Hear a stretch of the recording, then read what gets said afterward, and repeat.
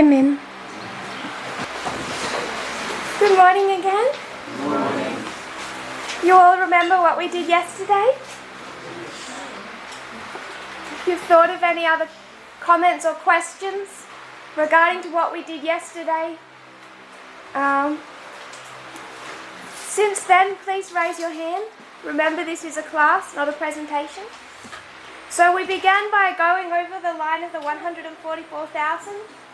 We built up the pattern of 1989, 9/11, Sunday law, close with probation, second advent. And then we started to construct the three groups, priests, Levites and Nethinims. Could simplify it and just call them first, second and third. These three groups. So we described how this is all the symbology of the hand, the 5 key waymarks, the 5 fingers, the 4 spaces, the 4 dispensations separating.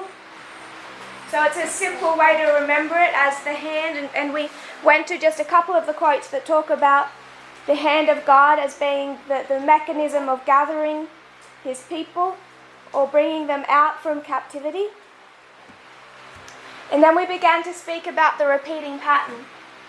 And I asked how we understood the repeating pattern, and a brother took us to the history of the Millerites that showed that before the shut door of October 22, there was this increase of knowledge and formalization of the message. So before October 22, the cry began July 21st.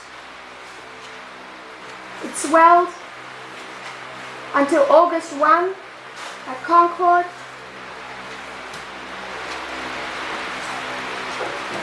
It reached the climax of the cry at August 14 and 15 at Exeter, and then the shut door of October 22. So whether we call it the midnight cry or the loud cry, it begins previous and then swells.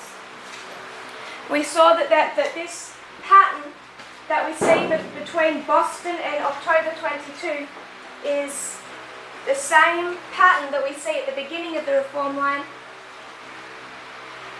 in Millerite history, 1798, 1818, 1833, 1840. So you have the same increase of knowledge, formalization, test. The same pattern. So within 2 of these 4 dispensations of the Reform line, there is this repeating pattern of a message that arrives into history and then is going to swell. Starts quietly. People may not even know of its existence, but it is going to grow, it's going to develop, become more refined, and more people are going to start speaking that message. So this repeating pattern repeated between Sunday law and close of probation. We brought that into the Reform line of the priests. When we brought that into the Reform line of the priests, we identified in the history of our ploughing, first dispensation, Daniel was unsealed, a message arrived, it swelled, it was formalized, and then a test. We see that again, 14 to 19, because 2014 is the Sunday law. Therefore, it must have the same properties as what we see on the line of the 144,000. A message arrives, it's going to swell, it's going to be formalized, and then the test. So we recognize that in these 2 dispensations, there's the same pattern. And then upon further investigation, we identified that this repeating pattern, if it's in 2 of our dispensations, on the testimony of 2, how many dispensations must it be in? All of them. Because if there's a message that does the ploughing, And a message that is the latter rain, there must be a message that is the early rain, and a message that conducts the harvest. Every dispensation ending in a test. Test, test, test, test. We identified 1996. So first of all, we'll review this a little more. There's just a couple of added symbols I want us to remember. We probably all know them, but it's easy to forget them.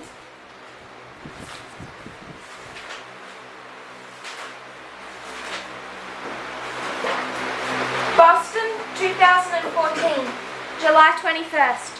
What is significant about July 21, the date? If you can raise your hand. My brother.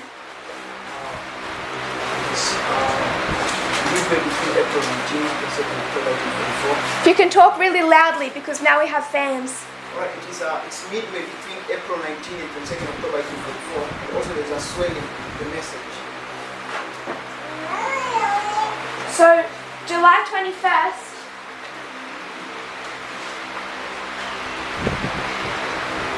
What is its relation to April 19 and October 22? It is midway. Midway. Yes. Does anyone know how many days this is? 187. Sorry? 187 days?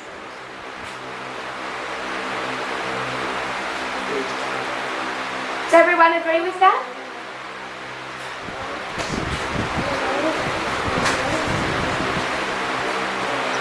If this is 187 days, when is the midpoint?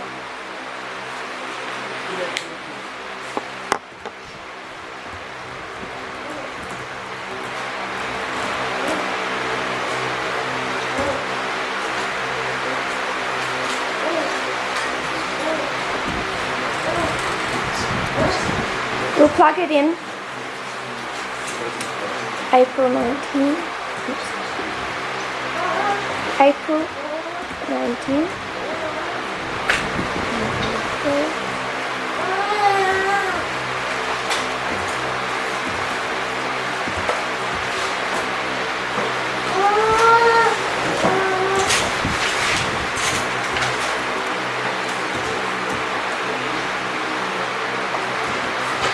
Calculated, it's 186 days.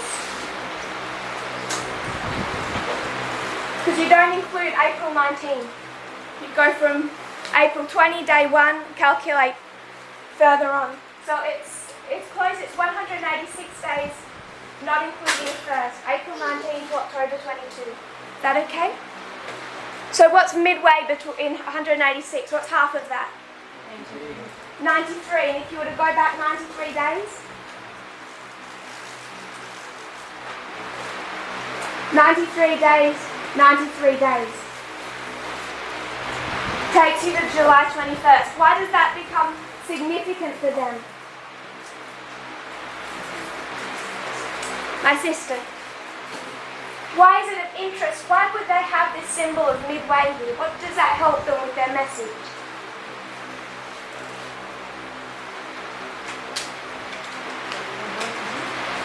What parable are they fulfilling? Matthew 25? Yes. So, why would you just take this part mid?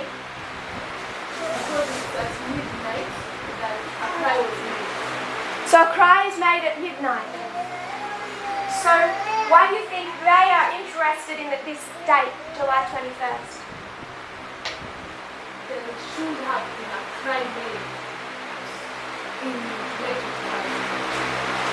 So they know they're fulfilling the parable of the 10 virgins. They can identify that midway between the disappointment of April 19 and October 22, that there is a cry made, "Behold, the bridegroom cometh." How do you identify the cry in July 21 when we say the midnight cry is August 15? How do you explain that? Anyone can raise their hands unless you want to do that. Can it be a myth that stigmas related to her? So you're saying the message came here? And it's identified as the cry? And what is that cry going to do? Swell. So, going back to the parable of the 10 virgins, you can identify the midnight cry. Its arrival is in July 21st. Is that okay? So the cry in the parable of the 10 virgins, the cry is made, if we were to turn to Matthew 25. Matthew 25 verse 6.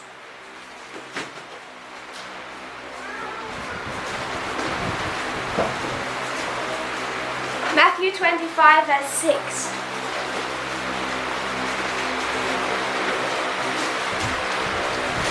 And at midnight there was a cry that, Behold, the bridegroom cometh, go ye out to meet him.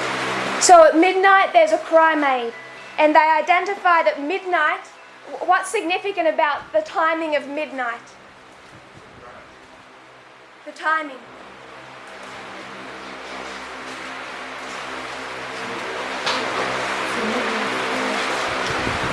My brother? Louder? It's midway? Midnight? Break the word down.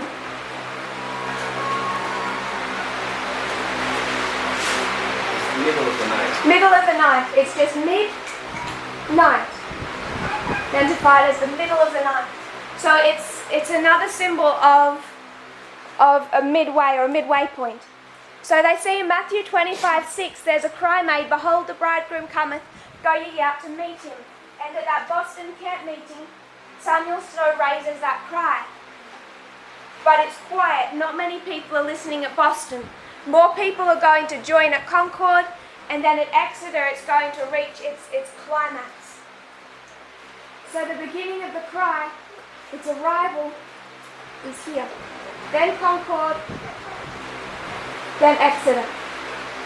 We have any questions or thoughts to add on that? All we're doing is reminding ourselves when we come to this July 21st, we have symbols that we need to remember. So when we take this pattern and apply it over here, first to the Sunday law and the line of the 144,000, what symbols do we need to take? What's a symbol we can take to the Sunday law?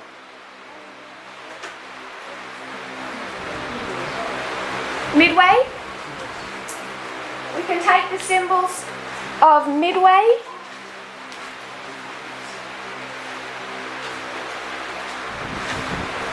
or midnight. Why do we talk about midnight and a midnight cry? We get it from Matthew 25 and from Millerite history. So question, let's give Sunday law a date. This one. It means nothing. We have no reason to go it. So someone just shout out a random date for Sunday law. On the line of 144,000. It has to be in the future. Don't take anything prophetic to it. This is just an exercise. 2020. Okay, so if we say this is 2024, we have 2001, 2024, yes? How many years? 23 years. We all see that 9/11 is also April 19. We're all okay with that. So 23 years, do you think it's 23 years from the Sunday law to Michael standing up? And yet we're going to call this midway or midnight. My brother, how can you justify that? Because I'm going to say this is midnight. Or midway. We're going to build whole prophetic studies that lead to our understanding of the Sunday law. Much of what we understand about the Sunday law coming from our understanding that this waymark is a midway point. So if we miss a trick here, we have to start taking apart the midnight cry. We have to be able to say that this is midway.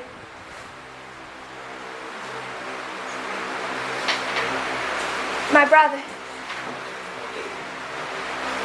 If you go and look into the principle of the natural and spiritual, you can understand that faith is natural and the second is spiritual. So, and the first template that we get the symbol of Millerite and the midway is Millerite history. So Millerite history is going to be natural and our history is going to be spiritual. Therefore, what we're going to take from the Millerite history are the symbolisms of those waymarks. So midnight is going to be symbolism of Sunday law, symbolically, not literally, that we're going to have a equal period that is going to be on one side and the other side of the Sunday law. So I'm saying it's spiritual or symbolic and not literal again. Brother Rogers. So I want to just to what you're saying. So one thing we need to understand is that we went from the natural to the spiritual. But we need to explain how the natural and spiritual works. So for example, you get a sheep, the symbol of a Christian, you're going to pick certain specific characteristics from a sheep to ensure that it represents a Christian. For example, a sheep has 4 legs. We don't say because a sheep has 4 legs, a Christian has 4 legs. We pick certain things. So when you go to be a Christian, we look at this time from July to October. We should be able first of all to identify which characteristics are going to pick and deport them to the end of the one. And I'm saying what we are picking from there is not the number, that July is 93 days from April and 93 days to October, but we are picking up the characteristic of midnight. That's what we are picking and bringing to the end of the one. My brother, you were next. Okay. I wish to use the parable of the line of the priest. So if you have to see from the line of the priest, from 9/11 to 2014, it's like 13 years. So those 13 years, if you have to project them into the future, is passed beyond our close of probation. So with the justification of that line, because it has direct application with the line of the 144,000, then I would say that our close of probation is not going to take 13 years or 23 years, but it would be shorter than that because the line of the priest is saying so. So this is where we have to see two concepts. First of all, we have to be able to identify the symbol of midnight or midway in 2014. And it's this understanding of 2014 as a midway point that gives us November 9, 2019. We have to be able to justify that through the rules of parable teaching. So this is how important those rules become. If we don't understand the rules, then we start to no longer be able to explain the methodology that brings us to these waymarks.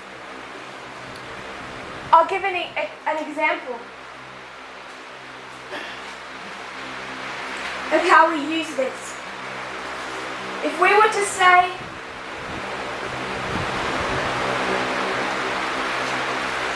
$1865 plus a 126 takes us to 2016. We see that? What happens in 1865? You have Obama. Sorry, give me the application.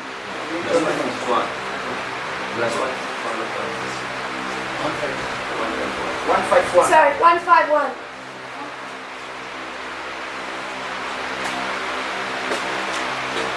So we have Abraham Lincoln.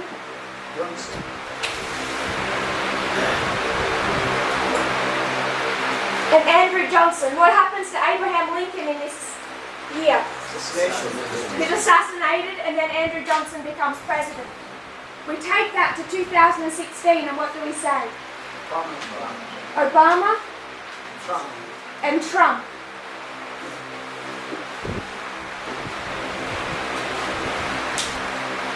Lincoln, he literally died, yes?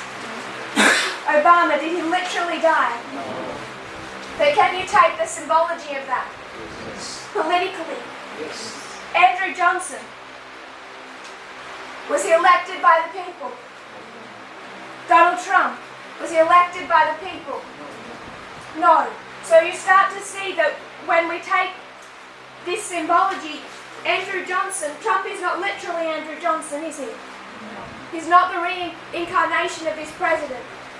But you take the symbology of Andrew Johnson and you apply it to Trump. He's not the literal person. We take Adolf Hitler and apply him to Trump. Trump is not literally Adolf Hitler, but he takes on the symbology of Hitler. We're taking that symbology, the fact that we say literal, spiritual, or literal or symbolic, it doesn't mean that the symbol no longer exists, that it's a figment of our imagination. Hitler was a literal dictator. Trump is a literal dictator, yes? Literal dictator, literal dictator. But Trump is not literally Hitler. Literal Hitler, symbolic Hitler. So when we take July 21st is the literal, 2014 is the spiritual or the symbolic. So it doesn't need to take the literal characteristics with it. It's not literally midway, but it carries with it the symbol. Can we see that? Do we have any questions over that? We're all okay with that. So we take the symbology from Millerite history and apply it to 2014. That symbolically, not literally, because the literal does not work. Symbolically, we can identify it as midway or midnight. So for a long time when we were talking about the line of the priests, we talk about our close of probation at midnight. Was that accurate? No, because we're saying that at midnight, 2019, our probation closes. But for the priests, when is their midnight? Here. So that's one of the symbols that we need to remember. Midnight or midway becomes very important when we start identifying 2019. We go back to the 1950s history based on the midnight. It takes us back to the French Revolution, to the American Civil War, etc. So that's one of the symbols we need to remember. Another symbol. Boston, Concord, Exeter. What does Concord mean? Argument? Agreement. Can you give me a verse for that? 1 Corinthians 6:17.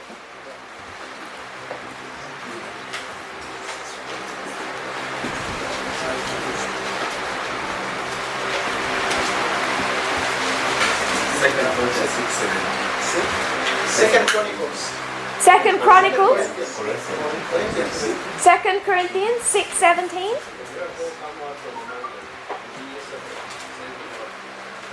This 15. 15. 2 Corinthians 6:15. What comfort is described in Isaiah, or what part do that mean?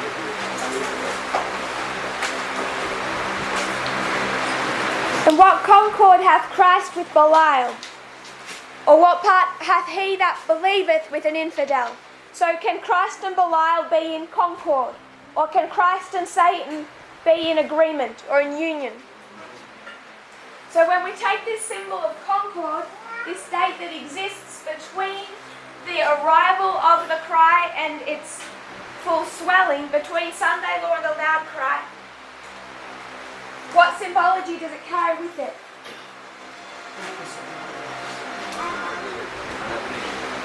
Increase of knowledge is true, but we're taking the word concord and the agreement and bringing it to this history. So I would suggest that at this way mark, whatever point that we're marking, within these two-way marks,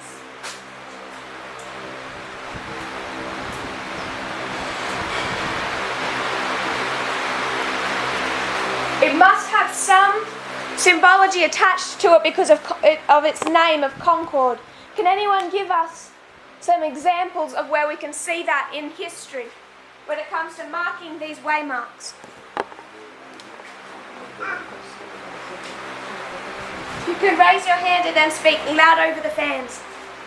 You know the American Civil War. First time was called Lexington. Where do you want to place that on these lines? Take me first to the line and then... The way my papa did. This one? So that would be down here. We identify this as being 2020.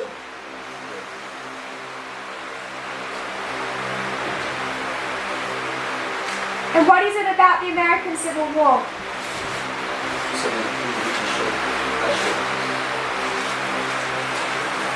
We had 273.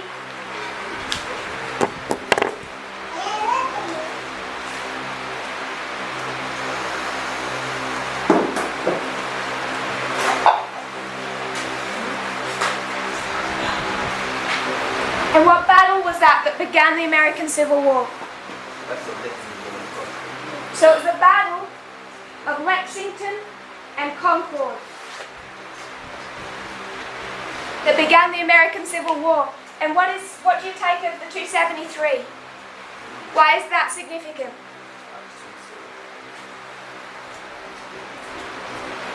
Yes, Tess. You find it in Acts 27? And where does it take you from Acts 27? Pyrrhus? Where in Pyrrhus?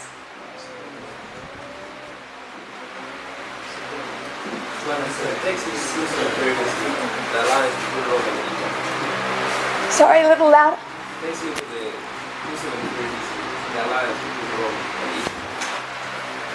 And in that story, where would you place that on this line? On these lines? The 273 of Pyrrhus. In application, where is it on these lines?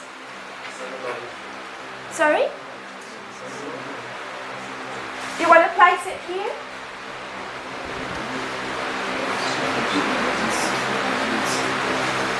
Does everyone agree? No. Where do you want to place it? After Panion?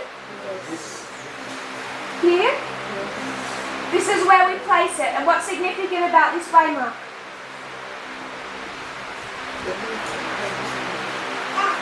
Brother Willie. Ask the question. I thought you were answering it. I think that Christ even Sorry? when you go to Acts 27, connected with the symbol of 273 is this giving of a message. Yes? And what's significant about placing it here? The historical context, if you go to 273, you see there is this diplomatic, the diplomatic. Without giving the history. Why is it significant that it's there on the line? My brother. Okay, if you have to go to Acts 27, the parable of the sheep, you see that the 273 is the number of passengers in the ship. So the number of passengers in that ship is related to Levites. So in that time period, they're also calling the Levites including the Levites. So we know it's the harvest of the Levites. Yeah. What's significant about where it is on the line? I say it's the time period between where the Levites are harvested. That time period. Anyone else? My brother. Without history. Without history. I don't want the history of this. Okay, and by King of the North, I mean America or Trump. So the one is beginning to recognize. Without the history. Why is it here? What is significant about this? Is the increase of knowledge another word for that waymark? Increase of knowledge or concord? This is concord. Can we see that? The 273 is a symbol of a waymark identified as concord. And what is this? It's concord. So can you see that this number is linking? So this 273 from Pyrus is a concord. It links back to here, 273 of concord. But if we don't want to do it straight across, we can do it backwards. Concord here takes us. I'll try and identify our 5 key so it doesn't become so confusing. This 273 at concord takes us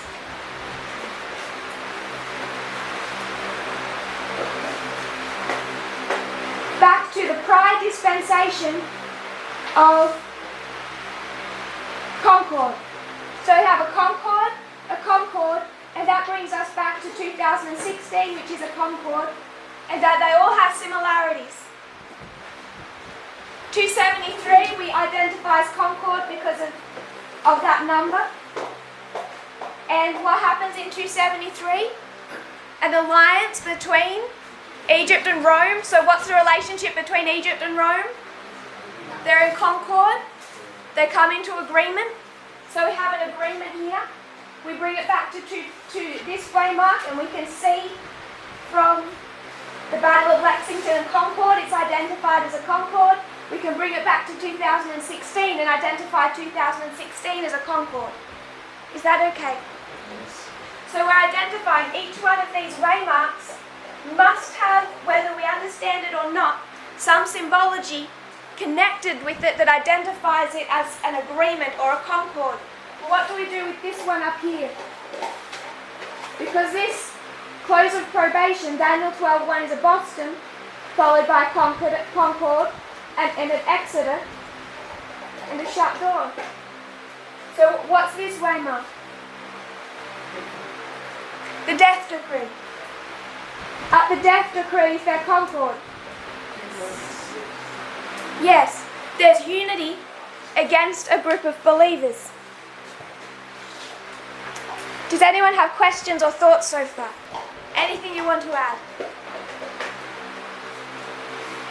I'm just reminding us of some of the symbols that we can pull from this structure, because we can go over these 5 lines, but in our studies it becomes, I think, a good exercise to remember, wait, 2016 is a concord.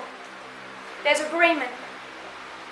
What other concord have we not written up on our lines? What one are we missing? What's a significant concord we should be discussing? 2019. Why? So you want to take us to this line?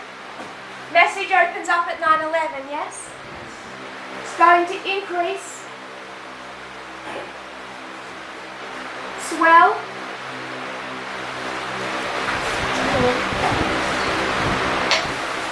to an increase of knowledge in 2019. Further swell to a formalization in 2021.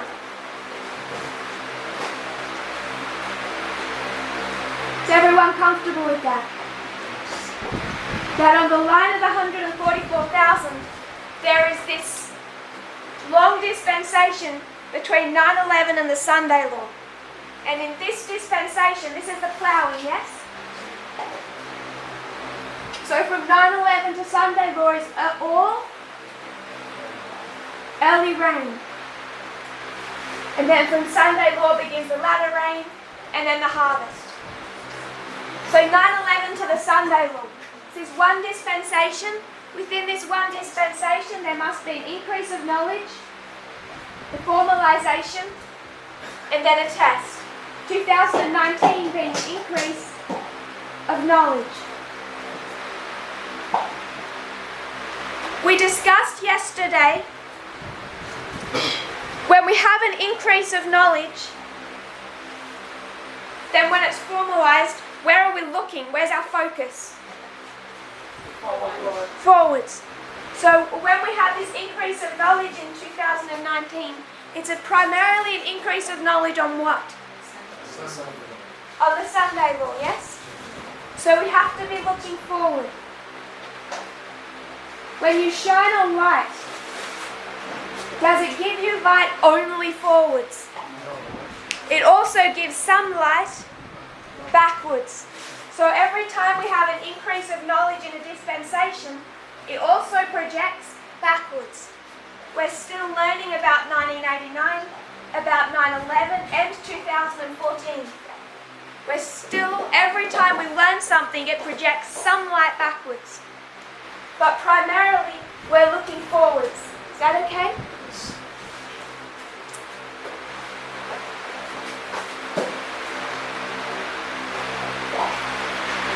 So 1991, 1996. Where were we looking?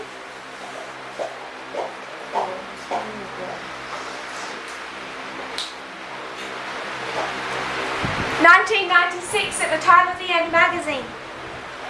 Where were we looking? Backwards. So in 1996, are we looking forward? Someone says yes. Explain. The reason that we are going to plan ourselves not to focus on forward, but the line is going to toward that we are supposed to look. Also, you can show that it's not going to look about 9/11, but it was looking about Sunday law, and Sunday law is forward. So you can identify that also he was looking forward, not only backward. That you can agree with the structure.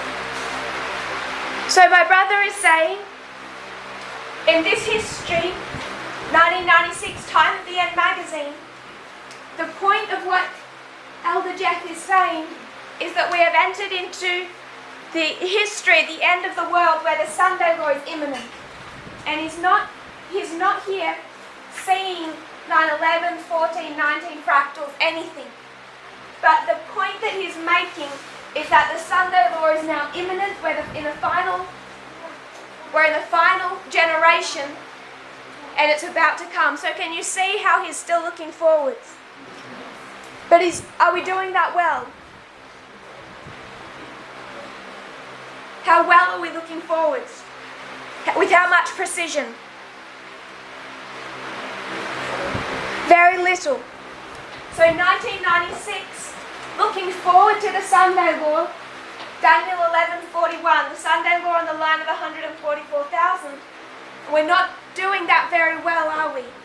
We have no understanding of time, no understanding of fractals. So it's looking forward and saying, the Sunday law is coming, and after the Sunday law, the imminent return of Christ. But we're not doing that well, and it certainly seems that much of the light is projected backwards.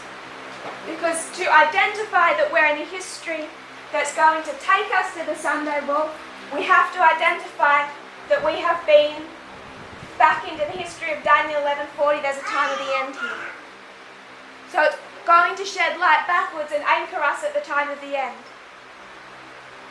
Is that okay? Any other thoughts or questions on that point? Does it make sense? If it doesn't, please speak. There's no worry. How is it that in 1986, I know we are looking forward and some making shedding forward, but how are we looking back to 1989? The increase of knowledge that Elder Jeff has in his history is, we just spoke about reform lines, but it's on Daniel 11:40. 40 really to 45. So what he's understanding is that 1989 is the time of the end. So there's light projected backwards to anchor us that here in 1989, Daniel 11:40 part B was fulfilled. In that way it sheds light backwards. But the significance of what he's saying is, because this is verse 40, what comes after verse 40? 41. So the significance of understanding that 40 part B is fulfilled, he believes at that stage it's fulfilled because he doesn't know that the King of the South is coming back. He doesn't know Raphia Panim. The significance of this is 40 is fulfilled, 41 is next. So the Sunday law is right in front of us. So it's projecting forward to the Sunday law, but there's also light shed backwards that opens up 1989. Is that okay? But we're okay to see that we're not doing it very well in 96. We come to 2009, and what information in this dispensation is significant for the movement? The 2520. That's what I heard people say. 2012, what does that develop into? An understanding of time setting. So in 2012, are we looking forward or backwards? How well are we doing that in 2012?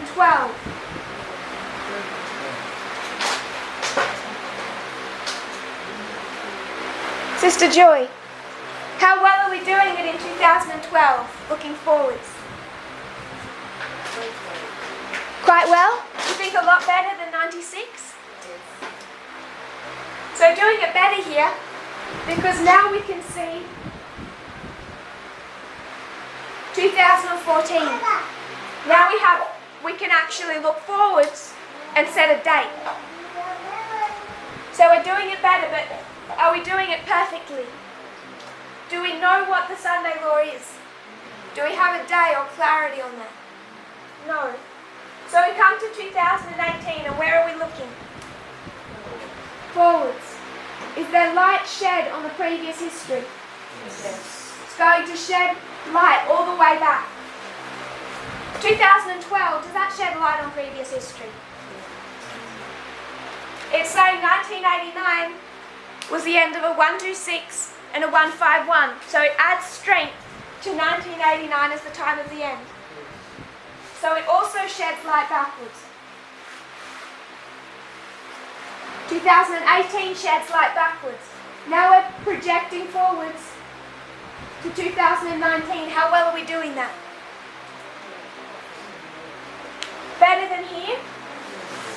Now we're starting to understand what is happening in the United States. Dictatorship, the church and state is coming together, and we're seeing not only a year but a day. But how well do you think we're really doing there? Perfectly? With great clarity? I don't think we did. I don't think we had that great clarity in 2018. We had a certain amount, but it wasn't, for me, it wasn't a complete picture. So we're getting better at it in every dispensation, yes? Our expectations of the future and what we're supposed to see, not only the timing of when it occurs, but what it looks like, is in every dispensation getting more and more refined. But it still does not become completely clear. So we should expect that as we go through these subsequent dispensations, how are we supposed to get at this? Better and better. How do you think we come to that improvement? How come we can improve?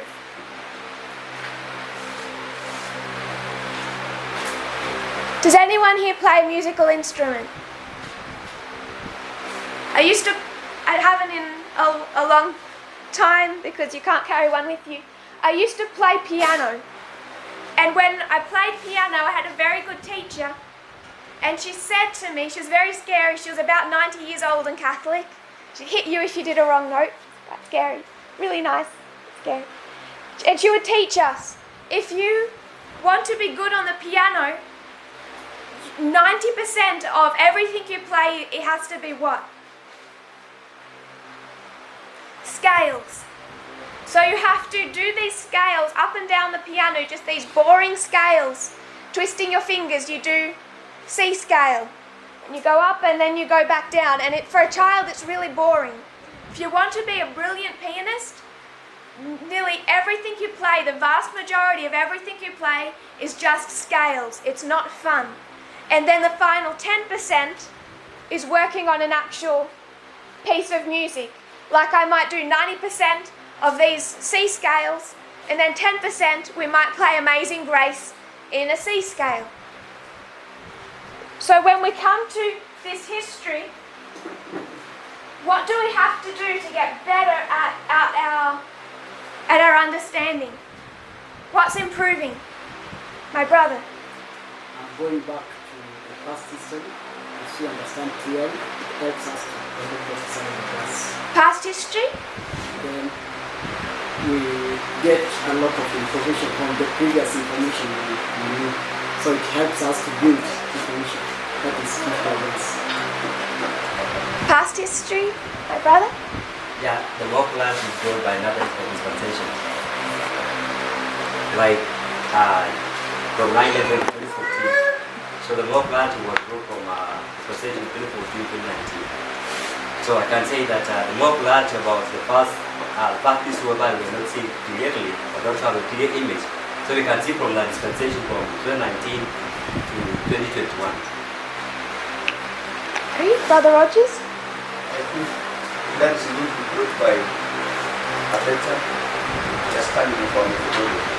So that we get clarified, we get to find our information where we need.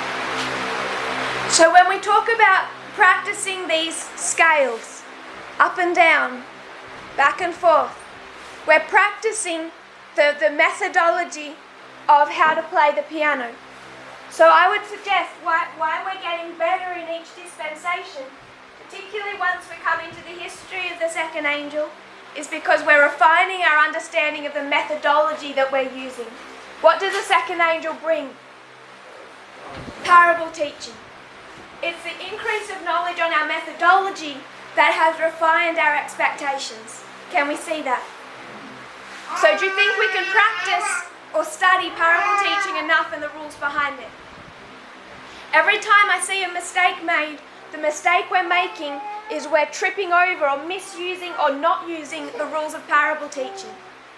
So it becomes important. So listen to Sister Emma's classes when she does parable teaching.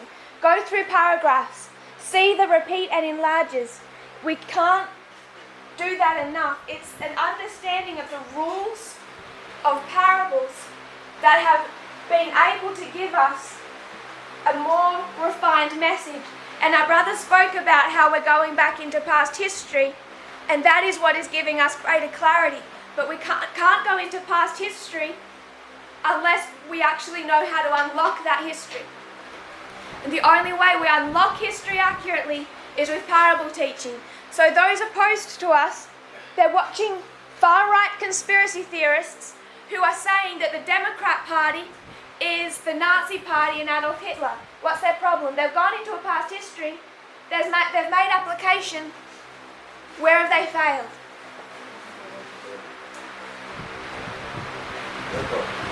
The method. So those who have left the movement, they're fine with going into past history and making application. But can they or will they use the rules of parable teaching? No. So this is where we and others can misapply. So 2019, January of 2019, what are we expecting the Sunday law to look like?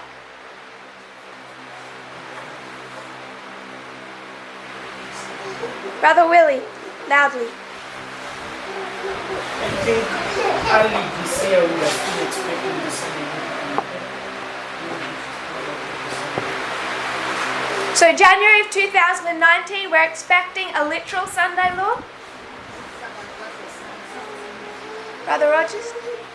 So if you look at the level 1 to 4,000, you have, I guess the 2019 can have different purposes depending on the story. In the line of 1 plus 4,000, it's an increase of number. And it's in 2019 when you get to understand the nature of the Sunday law and you can start to understand. So whatever the Sunday law is, it will be classed on their own. What we learned in the Sunday law looks like in 2019. On the issues of employment, race, gender, and disability. So in January of 2019, we're all expecting, myself included, that this Daniel 11:41 waymark would be a literal Sabbath Sunday issue, a literal Sunday law in the United States. December of 2019, what are we expecting? symbolic or spiritual. And we're able to unlock that because we're using the methodology of parable teaching. First the literal, then the spiritual. We took our methodology and applied it to this waymark. And that's what gave us our increase of knowledge. So through the year of 2019, we have an increase of knowledge on what the Sunday law looks like. Do we have complete clarity on that? No. We know that in the future, we can see just based on the structure that formalization or complete understanding is coming. People are afraid because they don't feel they see the complete understanding now, but the line tells us that we can't yet have it. We are at the beginning, early stages of the swelling, is not yet formalized.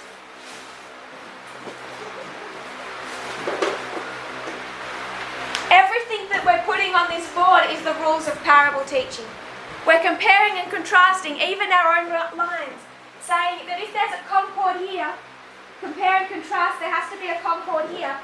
We know there's a concord here, there must be one here. We're just completing the picture, connecting the dots. If you know those kind of connect the dots puzzles. It's all based on the same methodology. So 2019 is an increase of knowledge projecting forward to Daniel 11:41. 2019 is a concord. Can anyone see concord in 2019?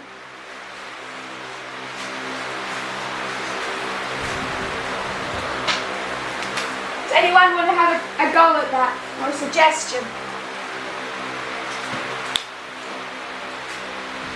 My sister.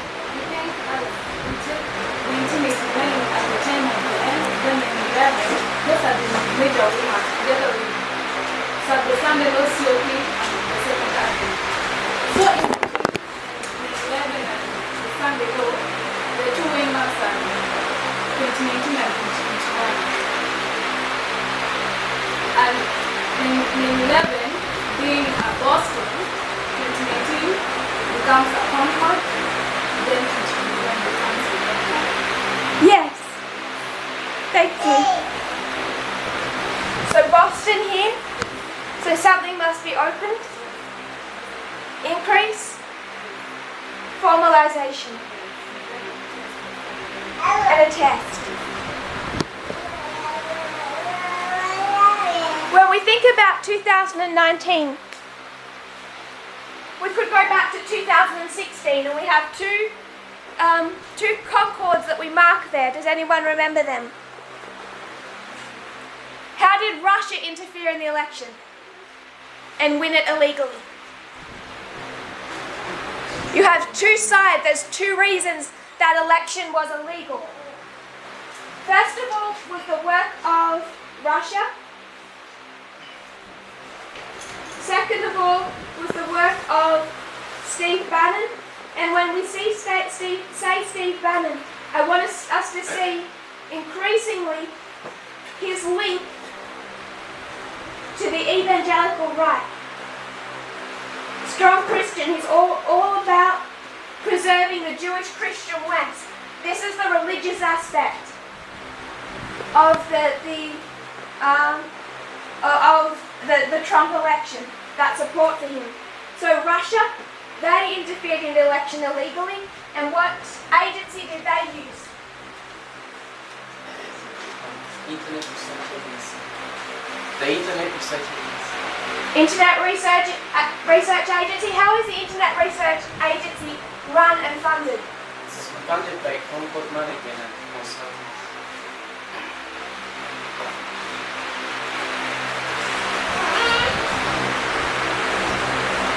Concord Management and Consulting is a cover for the shadow firm, the Internet Research Agency, that does all of the dirty online cyber warfare that Russia promulgates. Steve Bannon, how did he interfere in that election illegally?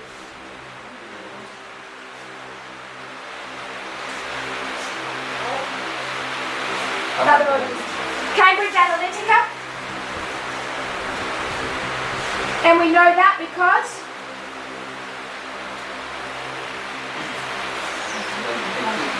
The current company Cambridge Analytica is Strategic Communication Laboratories.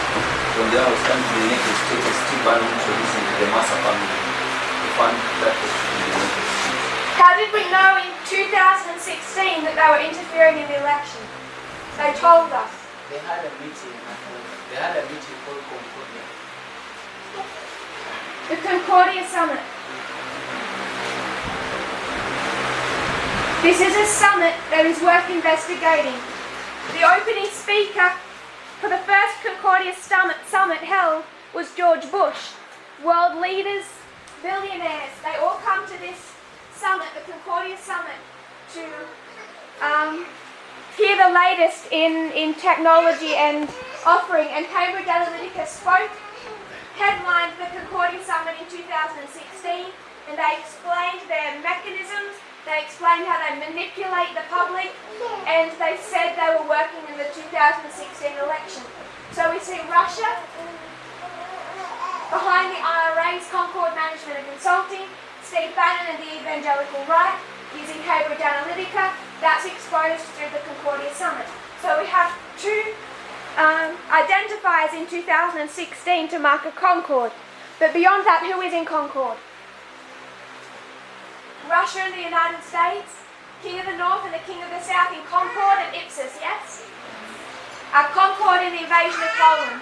You have it coming together. The evangelical right were coming together, weren't they?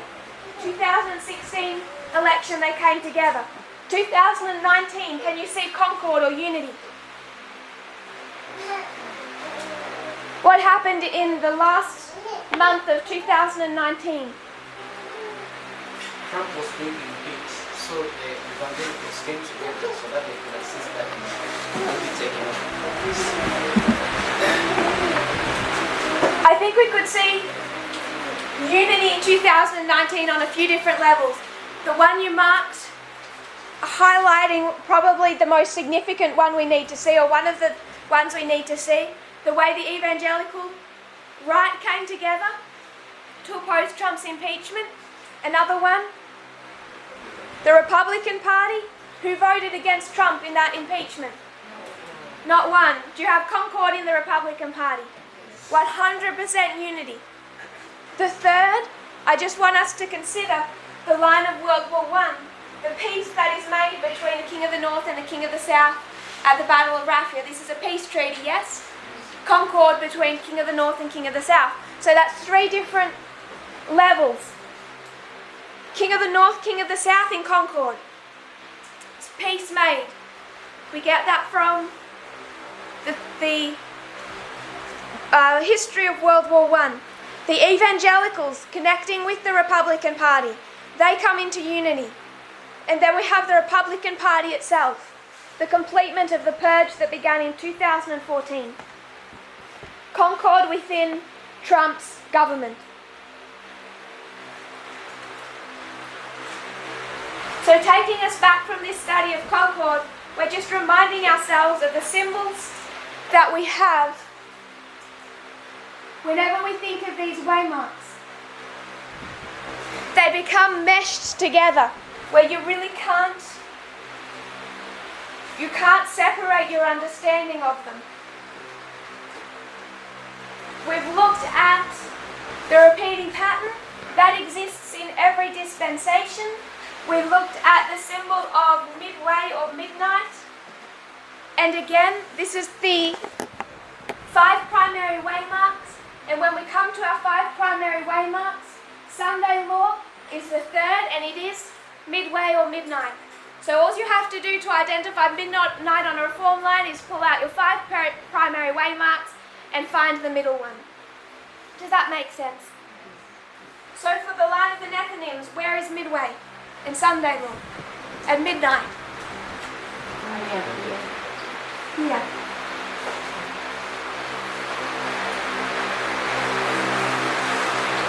Midnight or midway, the middle of our 5 primary waymarks. We looked at the formalization, how it projects forward. We're getting better and better and more refined at that through studying our methodology and parable teaching. We still need to understand more of that. I do not think that our understanding of methodology is completed. We looked at concord. This waymark that we take from Millerite history. We understand that it's just another word for the increase of knowledge. We've looked at the symbology of concord. We can place ones already in our history through different parables from Pyrrhus that takes us to the 273, to the Battle of Lexington and Concord, 2016, Concord Management and Consulting. We have these different parables that solidify this understanding of this first waymark within a dispensation as being symbolized by this word concord, unity. And we also took that up and identified it as the death decree. So this one is concord. The first waymark we identify is concord. Boston, Concord, and Exeter. There is a message unsealed, an increase of knowledge on that message, a formalization, and a test. And this is the pattern that exists within every dispensation. FFA used to accept this. Elder Jeff used to accept this. He said it was beautiful. There's something about patterns like a snowflake under a microscope that become beautiful to us. But they cannot use it. They've had to let it go. Even if they don't say so, if they take that understanding to this board, what's their problem? Do they have an increase of knowledge about the Sunday law? No, they have no increase of knowledge. Do they have a latter rain message? Do they accept 2012? They do not accept it as a waymark. They cannot use that repeating pattern within this board work, so they wouldn't accept much of what we've done today. And the problem with them using that repeating pattern is if they use it, they would come to the same conclusions that we have. So they accepted the methodology. Then they saw that the conclusion that the methodology brought to you, they didn't like the conclusion, so they destroyed the methodology. And in destroying the methodology, they've had to go back and destroy our reform lines because they can no longer accept these waymarks. And with destroying these reform lines, actually destroying the foundation of their own belief system. We can just see that simply when Elder Jeff says 2019 is not the Battle of Raphia. And yet he says 2020, July begins the Battle of Panin. They've already had to start to actually destroy what holds up what they still believe. So there's a just rejecting, if you were to just pull out and reject one part of these reform lines, it's like, do we know a Jenga puzzle? Do you all know what a Jenga puzzle is? When you have all these little wooden blocks stacked together, all holding up a structure, and you play a game where you just try and pull out one and see if the structure doesn't collapse.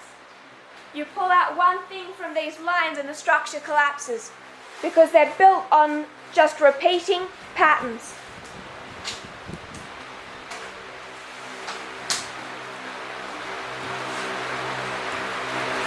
So we looked at Concord. Just reminding us what else we discussed yesterday. Increase of knowledge. There's a message that opens up that does the work of ploughing. Elder Jeff comes with his understanding of Daniel 11, 40 to 45. If you don't like his understanding, what's your alternative? If you're going to sit down to a test, if it's a test, can you pass or fail? Yes. If you can't fail, it's not a test. So at a test, you can pass or fail. If you can pass or fail, how many choices do you have? 2. So if you can pass or fail, one choice must be correct and one choice incorrect, yes? That's how simple it is. It's 2 streams of information. Sounds complicated. It's incredibly simple. If 2019 is a test, you can pass or fail, so you have 2 choices. There's a right answer and a wrong answer. It's that simple. So when we talk about 2 streams of information, all that we're saying is that in each one of these dispensations, there is a correct answer and a wrong answer. And if you choose the wrong answer, you get to the test and you're on the wrong side of a shut door. Does that make sense? This dispensation, time setting, is there a correct answer and a wrong answer? Correct? Time setting. Incorrect? Rejection of time setting or holding on to what understanding?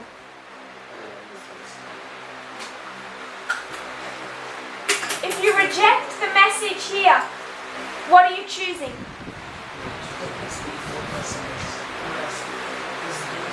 Loudly? I'm saying if you reject what and reject the sin in that dispensation, meaning you have to accept what SDA holds to, and that is why I say this view. I want to call it, you have to go back to the Laodicean understanding, the Laodicean Adventist understanding, and you have to reject the methodology, yes? That opened up with line upon line. Come to time setting. If you reject it, what do you have to accept? The old Adventist Laodicean understanding. Yes? An old Laodicean methodology and understanding of those Ellen White quotes. You come to this history. Now it becomes twofold. Why is it twofold in this history?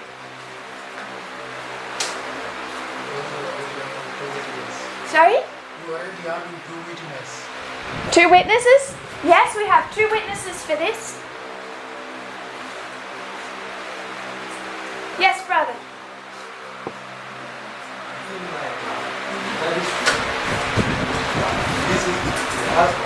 Could you stand up, sorry, perhaps, and loudly? It's like the dispensation of 2009 and 2012. Those ones that go back to recent conditions, which is the understanding of arguments.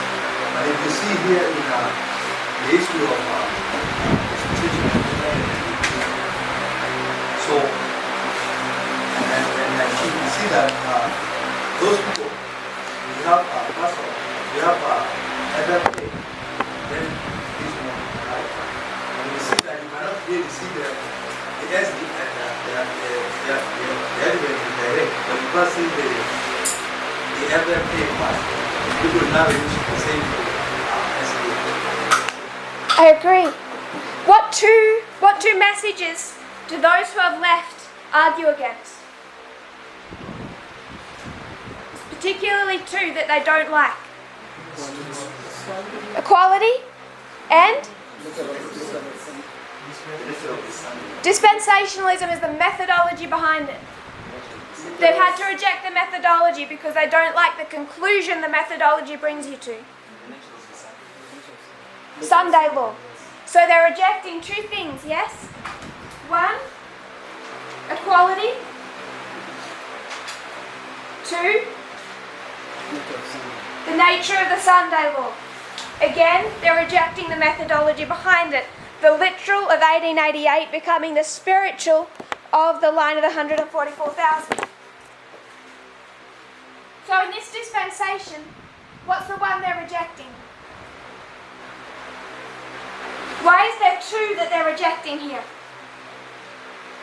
Why are there 2 messages that do not appear to be related directly? Because they have rejected one in the prior dispensation, so when they were having the increase of knowledge, they had to reject it. 2014 was a Sunday law, so they rejected 2014. So now when they come into this history, the issue of 2014 again is being confronted to the movement. So they cannot agree with that conclusion. So including the new message that has come, which is equality, they have also to reject the nature of Sunday law, which they did not see in 2014. I agree with that. How many lions are we currently on? You, how many lions are you on? Hopefully. 2. How many dispensations are you in? 2. What dispensations are those? This one and this one. So how many messages did you have to accept in the last 18 months? This is why it's been a big 18 months. Because there was a message here about equality. There was a message here about the Sunday law, yes? Because 2018 and 2019, we're getting into a focus point in 2 different dispensations. So the message of equality, what dispensation was that for? Who was that for? Priests, and they rejected this, yes? Sunday law? So they failed 2 different dispensations. Can we see that? They failed equality because it was the light of the latter rain. They failed the Sunday law because it was the increase of knowledge of the 144,000. That's why there's 2 different messages that were rejected that become the 2 focus points that they reject and attack. 2018, equality is already introduced, even if it isn't laid out on lines. We're talking about Obama and Clinton. It was speaking about Obama and Clinton as prophetically good that angered and then caused their rejection all the way back in October of 2018. So they've rejected this dispensation, the equality of this dispensation, and they've rejected the increase of knowledge of the Sunday law. So it becomes, I think, good in our minds to try and separate those 2 issues and see that they're failing 2 different dispensations. It's not all the subjects, Sunday law and equality, and not all the 2 subjects are the 2 testing messages of the latter rain. All the way back here, they're already tested at the increase of knowledge and they rejected it at its inception. We're out of time, so I might close there. We will come back and review that next time, and we wanted to have a discussion on the lines of Christ. Do you have any other thoughts just before we close? If you kneel with me, we'll close in prayer.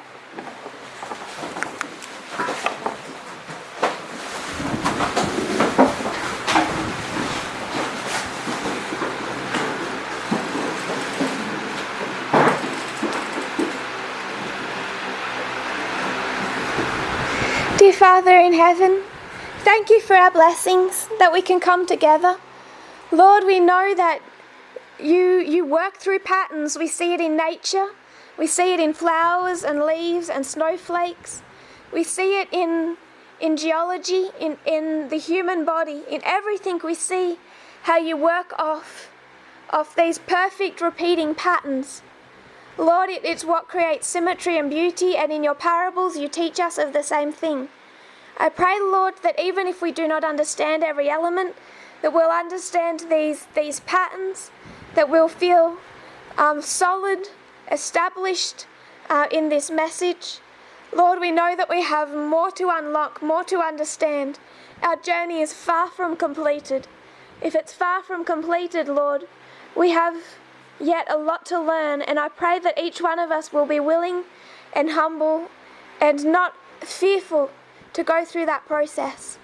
I put all these things into your hands in our further studies. In Jesus' name I pray. Amen.